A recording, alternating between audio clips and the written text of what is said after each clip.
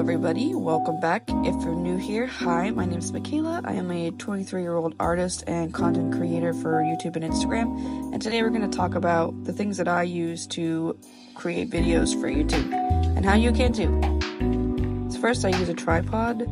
I have my iPad and I have my trusty old notebook. I actually have a couple of tripods. This is an extendable one, and then I have these other two. This piece actually screws onto the heads of the other two. And then I have my computer, which I don't really use for editing or anything. I just use it for research and analytics. So first, my notebook is my catch-all. This is where I write my first scripts and everything. It's just quicker for me than typing. And I actually tend to have this on me more than I do my iPad. Because I can put it in my backpack. So this is for my last video, my goals for my channel. I actually made a couple of scripts for this one just to kind of organize my thoughts a little bit better. How to get good at art is kind of a video idea that I'm still working out, but I saw something similar to this on YouTube already, and I wanted to kind of try my own twist on it. The most important components of a YouTube video are your title, your thumbnail, your intro, your script, your video content, and your outro. So your title and thumbnail should ask or insinuate something that your audience might be interested in. Whether this is based on the kind of content you create, like art vlogs, if people are looking for vlogs, or if it's something that gives valuable information, such as how to complete something or get something. You want your thumbnail to be somewhat aesthetic or eye-catching, because at the end of the day, it's kind of like when you find a book.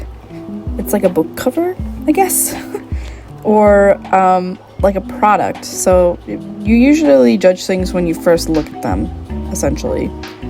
Your intro, you want to keep it kind of consistent throughout your channel. That way you can kind of build your brand around it. You also want to give a rundown of what your video is about, and you want to keep it kind of short. On my iPad, I have a running Notion list of video ideas as well as a content calendar, but I don't really use the content calendar because it's not as practical as my whiteboard calendar. And then I also have my Notion dashboard, which includes my in-progress videos, and they're organized by like the stage that they're in. So I have scripting, filming, editing, and complete.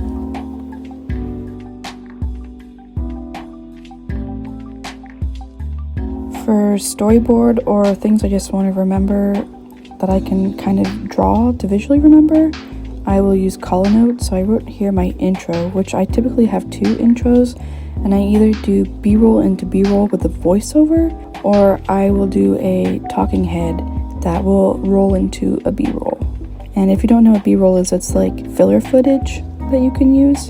And the B-roll that I tend to shoot is usually environmental. The last app that I use for videos on my iPad for now is Procreate, and I use this for like my graphics and things.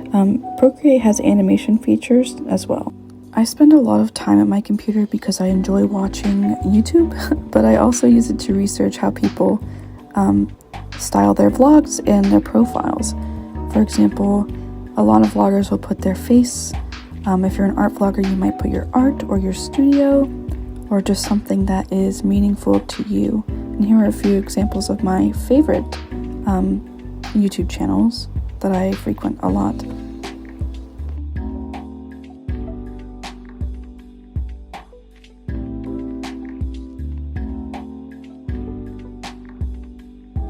Now, YouTube has their very own tip for new creators that want to upload their first video.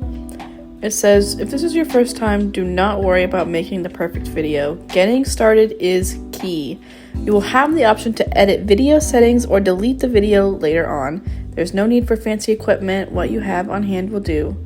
And remember to have fun with it. Think about what inspires you and get started with that. And I could not agree more.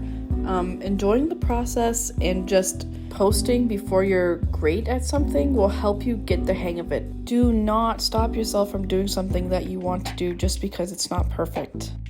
When it comes to filming your YouTube video, it's actually probably the easiest part. The only thing I recommend is that you have good lighting. You can use a window or lamps. I have lamps, or you can buy a softbox light. But if you do buy a softbox light, I recommend getting one where you can change the color temperature. That way it can be more flattering for you and your space. When it comes to framing, if you're going for a more cinematic kind of shot, you can put like a small tripod on like a shelf or in a cabinet or just in like funky places. You can kind of experiment with it. Or if you're doing like a talking head, you can set your tripod at eye level. If you have a big one, that's great. If you have a small one, you can probably put it on some books or something. But yeah, that's pretty much the two main things. And then if you have the money to invest in a lens, I would suggest that because it adds that extra layer of quality for your photo. So like this one I have here is it's a magnetic lens by Tiffin, and this is the adapter piece, and then this kind of screws out, and you can pop in different filters for your phone. After you film, you're going to need to edit. I personally use CapCut Pro. It has a lot of free features, but other apps that I've heard recommended are Filmic Pro, I believe, and iMovie, or there's a couple other ones, but I can't remember them. And DaVinci Resolve. I'm going to try to start using DaVinci Resolve on my iPad, but for now I just use CapCut. If you want to keep tabs on your video's progress after you upload, you can do so in YouTube Studio. This first channel dashboard shows your latest video's performance, as well as your analytics, like the subscribers that you gain from each video, a summary, and it also shows your YouTube posts. Your content tab will show your uploads and their visibility status, among other things. The analytics tab will show your overall channel analytics, so how much viewers you gain, or how many views on your last video, your average watch time. You can also get specific and see which parts of your video your viewers watched longer, and that will help you in the future improve your content as a whole, so you know what your viewers enjoy watching or what they get bored of quickly. And then on the right here is your latest content analytics for your latest video. Like I mentioned before, you can click See Video Analytics, and this will give you a deeper dive into the specific video's data, like how many subscribers you got from that video, or how long the average view duration is, as well as which parts of the video that they stayed around for longer. You can look at your video comments. I think this is helpful so you don't have to click through each video to respond. It helps you if you missed any comments. And then if you have any copyright claims, they should pop up here.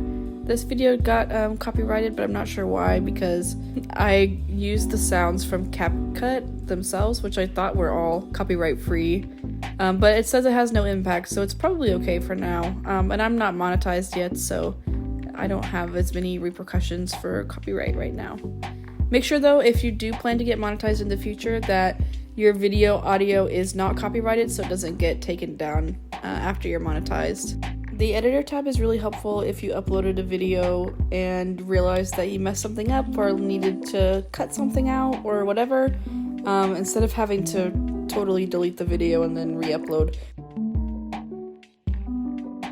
After you have a couple of uploads, on your end screen, you're gonna want to put one of these in. And these will have like your video that you want to link people to, or a picture that you want to link to your channel. And this will help your viewers stay on your page longer.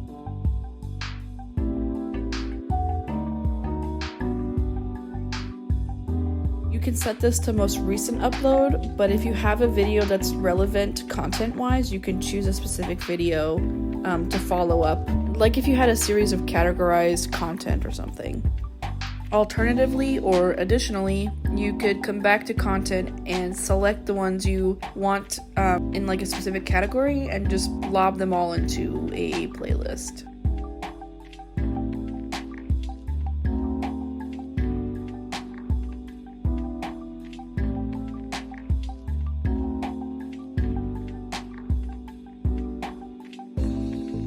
can check your video details, and you will see here at the bottom, this is the playlist that I put it into, is monthly studio vlogs. Also, don't be afraid to upload videos privately, and then later on you can make them public. That way you can practice editing, filming, and uploading them. To see where your progress is for your monetization, you can come to earn, and it will show your eligibility, like how many subscribers you need, or how many video uploads, public watch hours, and public shorts views. And that's pretty much all the basics to get your first YouTube video started. So good luck. I hope this video helped you. If you liked it, please give it a thumbs up and subscribe to my channel. If you want to see other kinds of videos like this where I go more into detail about how to create videos, how to edit them or shoot them or whatever, go ahead and check out my channel and stay tuned for updates. If you do end up creating your first YouTube video, you can go ahead and link it in the comments. I would love to check it out. Thank you guys for watching, and I'll see you next time.